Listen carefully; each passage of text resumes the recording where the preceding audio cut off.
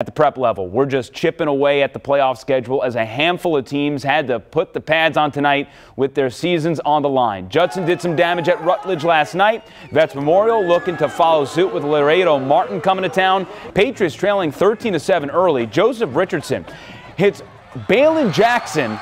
B-A-L-I-N is his first name. We're going to call him Ballin Jackson after this one. That's a touchdown. Same combination. 70-yard pass play sets up an eventual score for Vets Memorial. They pull out a thrilling 35-33 win and play the other Vets Memorial next week in Corpus. Checking in now on Somerset, making the trek to Mission to take on Sherryland.